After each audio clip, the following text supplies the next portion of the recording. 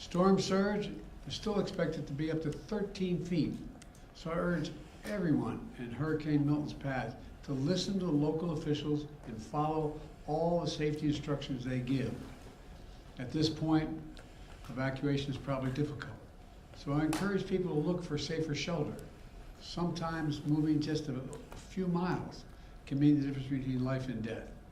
We've already approved emergency declarations for Florida. We have thousands of federal personnel on the ground. We've staged and are ready to go. We have 20 million meals, 40 million liters of water.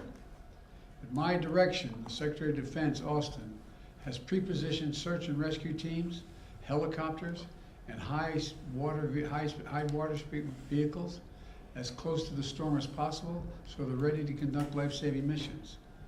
And the administrator of FEMA will be on site tonight in Florida, and in the state's emergency operations. Both Administrator Criswell and I will be in constant contact with state and local officials in the hours ahead.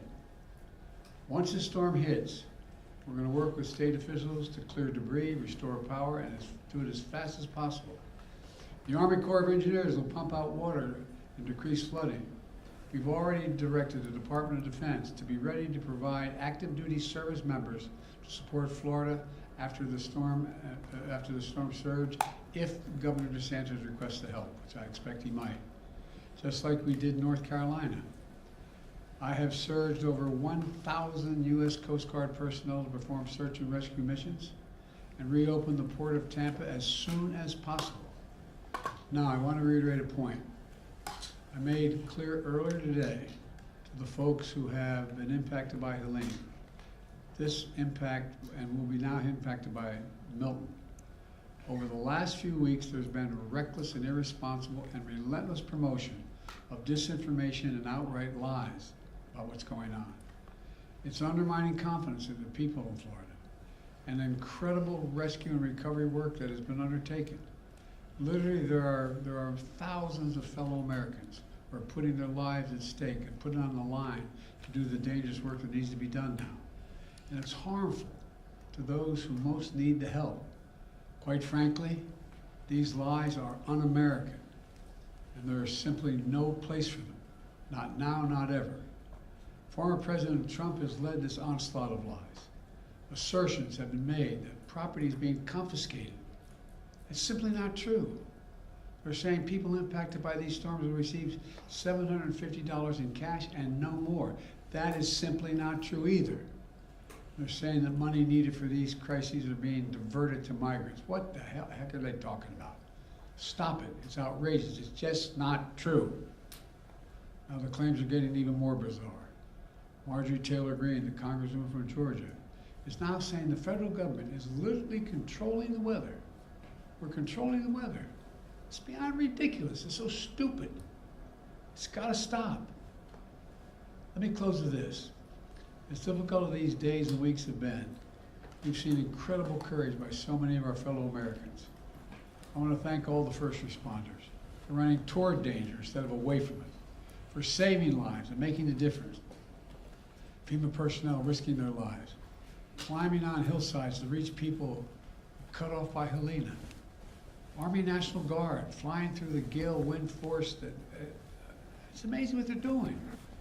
Firefighters lifting collapsed wood and metal in an attempt to see if there are any survivors under the debris, risking their lives. Coast Guard teams rappelling from helicopters to rescue people and risking their own lives. There are countless friends and neighbors who have sacrificed for the greater good. Volunteers leaving their own families behind to help search for someone else's family. Fellow Americans looking out for one another. That's America at its very best. That's who we are. So my final message tonight is to the people of Florida and all the impacted states. We've got your back. We've got your back. And Kamala and I will be there for as long as it takes to rescue, recover, and rebuild.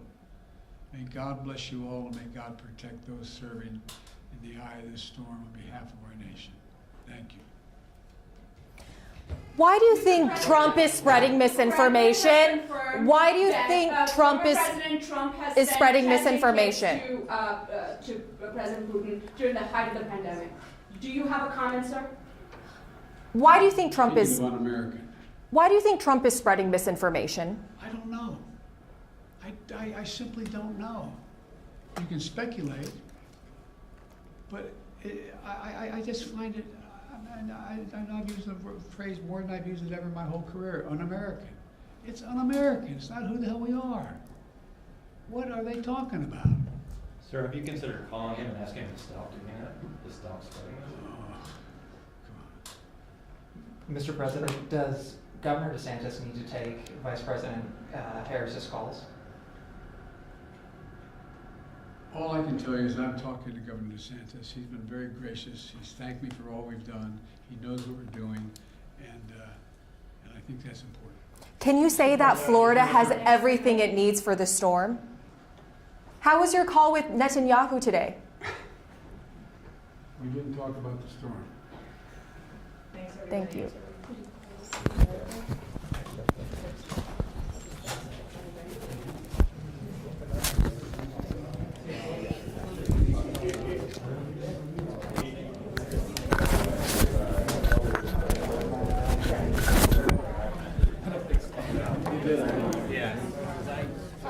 You did, yeah.